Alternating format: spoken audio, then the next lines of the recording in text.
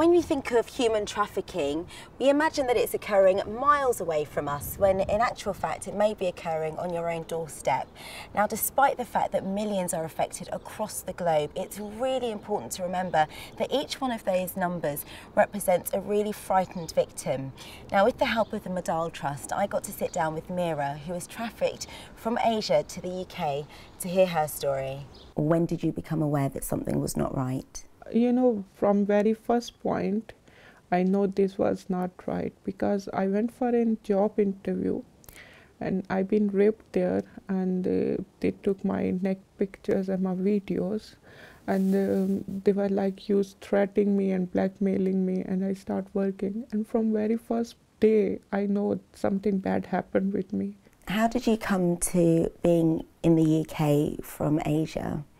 The people to whom I was working, they were like, they are very powerful and they have a lot of connections. They want to take me to some other country, Europe, but my visa was like not, and I was asking them how I can, but they took me to in container, and I was thinking I will die in container and this and that. Then I escaped from there. I went to Home Office. I told them like my visa is expired, but I can't go back to my country. At that time I feel shy, and I was feeling like people will laugh at me and they think I am a bad girl, I'm a prostitute. I was thinking about police. I was thinking about my future. I know, but I was thinking no one may be like, I will be in trouble again by those men.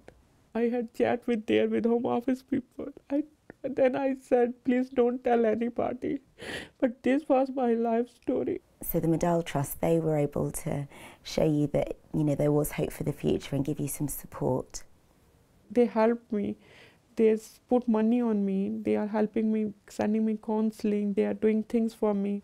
I'm doing now voluntarily work in a bank, but I want to do like, I'm interested to enter in the stock exchange. Human trafficking is the second biggest organised crime internationally, coming in behind the drugs trade. I got to sit down with Andrew Wallace from the charity Unseen to find out more about human trafficking in the UK. Can you tell us what motivated you to actually start the organisation? A friend of mine was in the Ukraine and actually stopped someone being trafficked into sexual exploitation. They were applying what they thought for was a legitimate job in the States. And it wasn't. And they came back and told me that story, and that really got my attention. I ended up writing to my MPs. That led to a meeting with a senior police officer who said, it's a really big problem in the UK. Can you describe some of the serious issues surrounding slavery and trafficking in the UK? Well, let's start with sort of clarifying what we're actually talking about. So what modern slavery is a human being that's turned into a commodity. In terms of the different types of slavery that take place in the United Kingdom and around the globe, we're talking about sexual exploitation, forced labour, domestic servitude, forced criminality and benefit fraud. What scale is it on here in the UK? There was something, at any one time, 13,000 slaves in the United Kingdom. The truth is that number is probably even bigger than that. What can we do right now as members of the public to ensure that we're helping to alleviate the issue of trafficking? Individuals need to write to their MPs and be really engaged. You know, this is a non-partisan issue. It's just wrong. And so they need to keep writing to their MPs and saying, it's wrong, we need to do more, we need to take better care of victims, we need to ensure that businesses aren't engaged in practices that cause slavery.